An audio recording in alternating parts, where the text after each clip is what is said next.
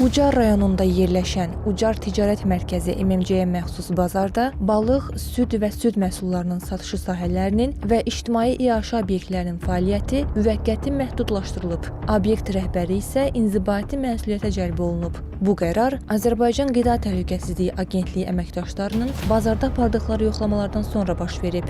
Yoxlama zamanı məlum olub ki, ərazidə balıq, süd və süd məhsulları sanitar-gigiyenik qaydalara və temperatur rejiminə əməl olunmadan satışa çıxarılıb. Diri balıqların saxlanması və təmizlənməsi üçün müvafiq şərait yaradılmayıb və məhsullar birbaşa satış sahəsində təmizlənərək soyuducu olmadan saxlanılıb. Bununla yanaşı süd və süd məhsullarının açıq şəraitdə saxlanıldığı, qida ilə təmasda olan şəxslərin tibbi müayinədən keçmədiyi və satışda olan məhsullara dair baytarlıq sənədlərinin təqdim edilmədiyi müəyyən olunub.